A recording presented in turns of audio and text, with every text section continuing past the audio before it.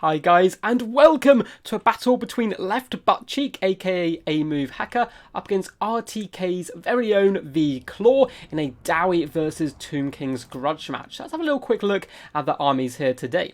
So for the forces of the Dowie in the front line, we have a couple of the ever-loyal Longbeards, a super tanky unit which hold for an absolute eternity. Looks like they are backed up by the slightly less reliable Dwarf Miners, Dwarf Warriors, and one more unit of Longbeards as well.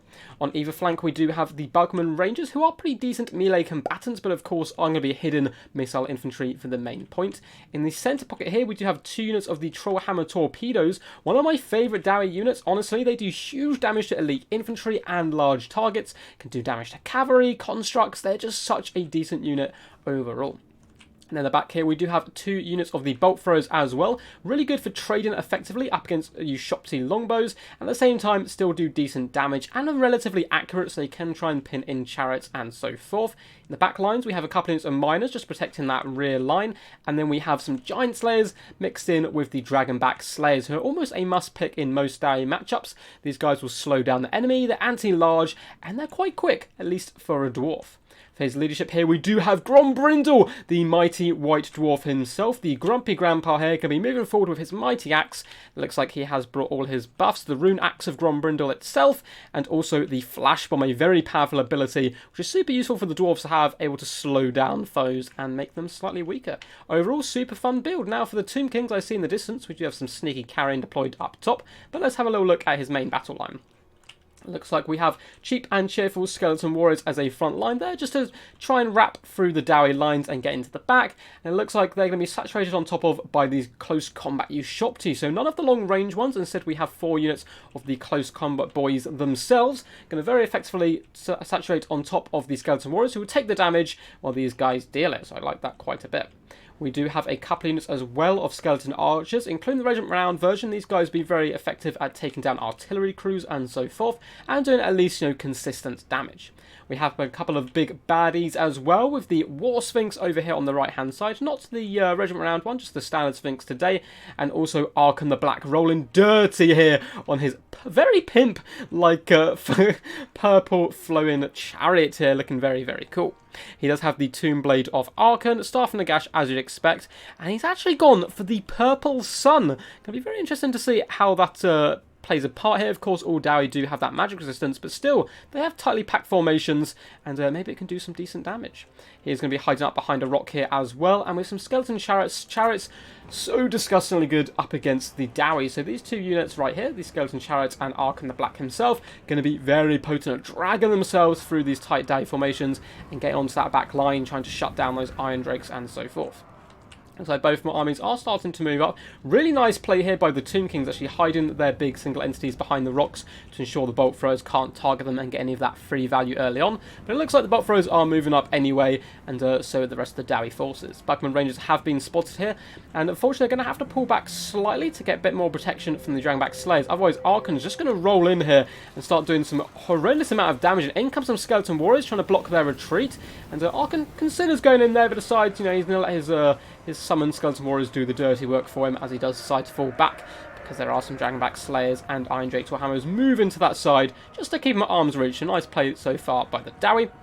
And yeah, looking pretty good so far. Boat Fryer starts to fire some shots in, going to be trying to target down the Ushopti, doing some okay damage there, but nothing too spectacular. Longbeard's starting to take some shots, and in comes the War Sphinx, desperately trying to shut down the Iron Drakes. Does overextend quite heavily here, and the Dragonback Slayers are making him punished for this, but the Leader Mortis is down, giving them that huge physical resistance, and in comes the Purple Sun, which could be really good here, but no, the Slayers just about managed to get away in time. I actually really like that idea there, trying to nuke down the Slayers quickly and efficiently, but instead it's going to float over this side and instead tearing up some poor miners and skeleton warriors. A bit unlucky there with the casting.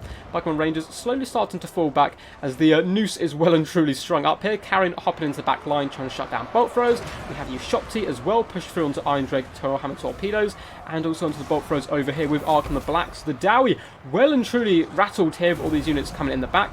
We do have Slayers and Dwarf Warriors as well, with Grombrindle knows no fear as well, making all these units unbreakable in this key moment of the battlefield, trying to keep those Iron Drakes active and running in with units where he can to pin in the Ushopti, who are starting to take quite huge amounts of damage. Looks like for the main battle line, Skeleton Warriors are slowly losing, but we do have some up against Giant Slayers here, which is a perfect matchup for the Skeleton Warriors. But in come the Dragonback Slayers as well, starting to drag down the now overextended Ushopti here. They rush into the back line to try and shut it down. Another Purple Sun coming in once again. A-move hack here, really quick on his micro, pulls away the Iron Drakes, and for the most part it's going to be doing huge damage to the Ushopti here, and actually missing most of the Dwarf forces, so a little bit unlucky once again with that spell. Looks like the War Sphinx is going after Grombrindle here, trying to snipe him out here. But Grombrindle is a tanky Grampa indeed. He is grumpy, he has grudges to settle, and he has a mighty axe to do the deed. But it looks like the Sphinx knows this and is going to be sneaking away. It looks like we do have the Ushopti summon coming down as well. Once again trying to pin in these Iron Drakes. Iron Drakes though have really good armor here at 125, and you can see they've been hounded and chased the entire battle so far. But both units still relatively healthy, both on about half health. But nice micro here with some Skeleton Chariots swooping around the side here and going to be running over some of these poor Iron Drakes, although they are getting a few shots in as well for retaliation. Looks like these Ushopti are starting to run a little bit out of energy if we have an overarching view of the battlefield here. We do have this one unit down here, but I believe they are the summoned unit. Apart from that, the rest of these Ushopti slowly being dragged down by a mixture of Slayers and the Iron Drakes when they can indeed get active. Archon though incredibly healthy here, rolling through some Bugman Rangers as they attempt to lace a few shots over towards that War Sphinx and drag him down. Grombrindle trying his best to protect them, but he's a little bit on the slow side. Does drop a Flash Bomb, however, allowing him to catch up here, and in he comes with a massive overarching double-handed strike on Archon, doing some huge damage out of the gate. Archon really needs to fall back out of this. It's going to be tough though as his speed is reduced, but the Flash Bomb doesn't last too long. It is quite a tough ability. You have to time it pretty perfect, but it can be very powerful, and Archon the Black is forced to retreat here. As for the rest of the battlefield, the Dwarfs are looking a little bit battered here, but at the same time, the Skeletons have lost most of their punch. They still have Archon the Black and a few units of Skeleton Archers as well, but they're getting hunted down by Longbeards very effectively here, getting pushed back and going to be kited into the Shadow Realm, but these Chariots now can really come into their element. As you can see, the Dwarf formation is a little bit scattered, which you expect at this point of the battlefield. They're no longer in that tight, cohesive formation. They're instead chasing units off. These Chariots can now roll from combat to combat, hunting down units with themselves, and Archon the Black getting some really good value as the rest of the army is starting to fall apart quite badly now. Ushopti being dragged down here slowly by a combination of Iron Drake Trihammer Torpedoes in combat and Dwarf Warriors. We also have Dragonback Slayers in there as well, which have been real MVPs this game so far. Over in the distance, Grombrindle is smiting some Skeleton Warriors, fulfilling an oath and settling a mini grudge. Up to 40 kills so far, not doing too bad. He does have some support as well from the local Bugman Rangers. We do have miners who can come back, but the War Sphinx being used very effectively here, hunting down units up to 35 kills, not doing too bad after the initial, overextension, which did make him lose a ton of his HP. And in the back line, this is kind of what I was expecting was going to happen. Archon the Black and the Chariots going to be starting to hunt down these isolated units. Dwarfs probably need to pull their forces together a little bit, but at the same time, I understand the need to hunt down these Skeleton Archers where possible. And they are now wasting a lot of shots just into Longbeards, who are shielded and fairly heavily armoured. And they're not going to be able to pull down any of those Slayers, which they really want to get rid of, as the Slayers, of course, can deal very effectively with the Sphinx and with Archon and so forth. A nice Skeleton Summon coming in here as well, pinning in some Longbeards, trying to break them off. It looks like Grombrindle is going to be rallying here to the Dragonback Slayers, and she's going to be a real tough kind of central core of this army to take down. The Skeleton Archers biding their time as much as possible, still all retreating. They are getting slowly cornered, though, towards the edge of the battle line, but in come the Chariots and Archon the Black. We are going to fast forward here a little bit, as it looks like there's going to be a little bit of just kind of pulling off the scraps where possible. Looks like some Logbeards have been dragged down, and this other unit as well is going to get constantly charged here by the Chariots. Archon the Black as well. Oh no, looks like he goes out and then comes back in as soon as the Longbeards do start to unbrace, doing some really nice burst damage there, and I'm going to see a lot of cycle charging, no doubt. As for the rest of the battle, the Dwarfs are starting to rally together, trying to take down the Sphinx with some long-range firepower, but it's pretty tough here. It looks like Skeleton Archers all rallying to the cause as well. Those guys need to be focusing down the remaining Dragonback Slayers. There's 23 of those guys. They can still do a decent amount of damage. Sphinx trying to pick on some Pokemon Rangers, but there's a little bit of crossfire coming in as well. Down to just 1,100 health. That's still a decent amount. Health bars can be a little bit deceptive when a unit has so much HP. So in come those Skeleton Archers, doing what they should be doing, trying to take down the Dragonback Slayers where possible. But Grombrindle is still very, very healthy here with 3,200 health. With some well-timed smoke bombs, he can certainly drag down that Sphinx and Archon as well. So this is still anyone's game. Balance of power slightly in favour of the Tomb Kings. but nothing decisive at all. And in fact, every time the Sphinx does go into combat, it almost breaks instantly. You can see -4 leadership now a little bit as well. Longbeard's dragging him down and pushing him away, trying to allow the Bugmans to get a few more shots off. It looks like Grampa as well, trying to shadow the advancement of the chariots where possible, probably hoping to drop a smoke bomb, drag those guys down. If the Dwarfs can win that mobile game, they of course can just chase the skeleton archers all the way across. Now, where is Archon the Black? Okay, he's just hunting down some Longbeards. Good diligent play here, coming by Tomb King's player here. And just taking down the Longbeards where possible. There's no point letting those guys rally and come back. Try and push that balance of power as much as you can in your favour. So in come the skeleton chariots here, running over some poor Bugman rangers to get flung into this giant rock here. But in comes Grombrindle, and a well-timed smoke bomb as well has pinned in some of these skeleton chariots. And as you can see, with a few mighty swings of his axe, he is dragging down these chariots so fast here. In come the Dragonback Slayers as well. Going to be slowing these guys down even more right now. Their speed is really low down there, but they do get a little bit of buff from that as they start to move away. Of course, they are currently starting to crumble.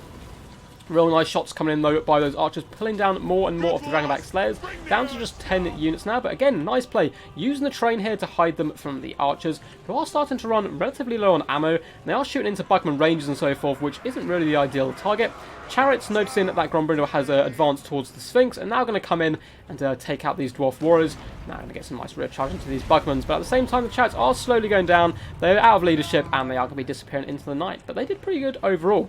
Looks like, oh no, I missed the Sphinx being felled here by the mighty White Dwarf. I apologise for that greatly, but we all know how it goes. White Dwarf, big axe, little kitty cat, obviously stood no chance in the first place. So the real question here is the Tomb Kings are probably going to be able to wrap up the rest of this force as another Purple Sun that does come in, just trying to finish off units where they can. And this one actually does manage to clip a few of the Longbeards before disappearing into the sweet night there, over into the distance. Might break those guys just about. So, the Dragonback Slayers probably will slowly get dragged down here, as will the Miners. The real question is, are the Tomb Kings going to be able to deal with Grombrindle? I don't know if this is a tournament game, or just a game between friends, or a random, quick battle event. So I don't know what rules they're taking into place considering the cycle charging, because of course Archon the Black could just constantly cycle the White Dwarf over and over, so we'll have to wait and see how these guys kind of deal with that. So Skeleton Warriors have been summoned here, just trying to do as much damage as possible to Grombrindle. Looks like the Miners have broken for the hills, and the remaining Dragonback Slayers, all 4 of them here, gloriously charging into combat to try and drag down Archon the Black. But it looks like he is going to simply turn around and run all of those poor dwarfs over onto the ground here, and I think he killed every single one of them with that charge, so a bit of a disappointing death at the end of those Slayers. So we do have some Bugman Rangers. Oh, looks like they've just broken, and Dwarf Warriors just broken, so it is the White Dwarf versus the world here, but never count out the man, the myth, the legend himself. The flash bomb has been popped down here to counter the Liber Mortis there, so they've got quite nice physical resistance, but their melee defense is very, very low now, and no one's going to be escaping this combat anytime soon. And yeah, it's pure chaff here, really. Skeleton archers coming in. We've got 3 units of those in combat. Not going to be doing too much damage. And some skeleton warriors, but the cycle charger from Archon the Black is going to be really key here. So, of course, the Rune Axe and Grombrindle has been popped as well, which gives him just some extra armor piercing. And he turns and gets 1 or 2 hits on Archon. Archon is certainly going to melt very, very quickly. So, basically, what needs to happen is Archon simply cycle charge Grombrindle into the other world here, and pray that your archers hold long enough that you can do enough damage to him to perhaps break him and force him off the field. Because Grombrindle certainly will win in a one-on-one engagement with Archon, and Skeleton Archers certainly not doing too much damage in combat either. So the White Dwarf is up to 143 kills now, certainly carrying this Dwarf army in his nice little backpack here, trying to carry them to victory, and he's doing a decent job. Very decent job. He's completely blooded. Unfortunately, that is, of course, going to be Dowie blood as he is up against the undead here. Archon rolling around the distance. I think this is a tiny bit of a misplay. He needs to be cycle charging kind of constantly. It looks like he actually may have been chasing down some troops there. But he's really needed over here in this fight to take down Grombrindle. Balance power very, very even here. And I don't know which way this is going to go, honestly. Archon the Black is going to be the key here. These skeleton archers basically doing no damage to Grombrindle. You can see his health ticking down very slowly there. But yeah, 10 HP at a time isn't really going to add up too quickly. And Grombrindle slapping skeletons left, right and centre. Up to 180 kills now. A true legend of the Dowie people here. So we're going to fast forward it a little bit just to see how the battle does go. Archon just skirting around the outside. Perhaps he's just trying to save up some Winds of Magic to get 1 or 2 more Skeleton Warrior summons before he commits to the main fight. Purple Sun, of course, would be a terrible idea here, as it would just tear apart all his own troops. But in he comes, but once again, the Flash Bomb does force him out relatively quickly here. He does manage to escape, but once again, it gives Grombrindle more and more time just to deal with these skeleton archers. So in comes more and more cycling. This is what he should have been doing the whole time, I think, but now starting to pay dividends, doing some pretty decent damage. But the White Dwarf is a tanky fellow indeed, and he's doing pretty good so far. Dragging down the warriors here, or the skeleton archers. Keep calling them warriors. I suppose, you know, archers, they're still warriors. But it looks like these guys are starting to disappear. So Purple Sun does attempt to come in onto the White Dwarf, but he managed to dodge it for the most part. And some skeleton warriors once again summoned, but another flash bomb coming in, forcing Ark in the Black away immediately here while he waits for that to wear off. And Grombrindle getting relatively low on health now. 1,000 health, just lost 100 health to a nice charge from Arkan there. And another huge attack coming in, down to just 850 health, but down go the Skeleton Warriors. And just couldn't pause it in time, but Arkan comes in for one last charge there. And the White Dwarf does drag him down. You can see him standing in the glorious ruins. The purple wisps of magic do go into the distance. I'm sure Ark and the Black will be back in the future to try and claim vengeance on the White Dwarf there. But still, very, very fun game indeed. How many kills did he get in? 292 kills. Even up against, you know, cheap skeleton archers and so forth. That is by no means a small feat indeed. So left butt cheek there. Very well played there. A move hacker. Doing a really decent job. Quite enjoyed his army quite a bit. I like the inclusion of the bolt throws as well, just to deal with you shopty great bows and so forth, even though they weren't brought here today. Also, big fan of the Warhammer torpedoes. They didn't manage to... They've been set on fire for quite a long time. Not huge amounts of kills, but again, they did big burst damage to different units, which is really what they were there for. And everything else performed relatively solid. Now, for V-Claw's build, also very impressive. I really like the use Shopti. Being saturated on top of the Skeleton Warriors. They got a little bit overextended at times, including the Sphinx, but I understand the need to shut down those Warhammers, because if they're left firing the whole time, they will tear apart constructs very, very easily.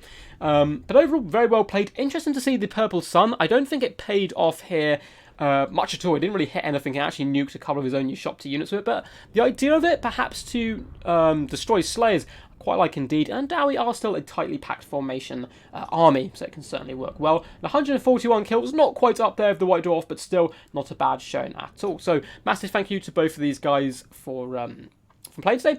And I believe off the top of my head, V-Claw does have a Twitch account, so please do go check that out as well. I'll try and remember to put a link down in the description down below, but I'm 99% sure V-Claw is the person I'm thinking of and does indeed have a Twitch account.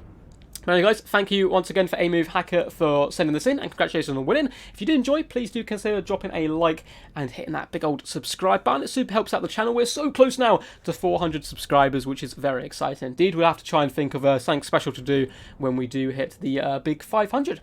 Anyway guys, until next time, peace, and as always, stay awesome.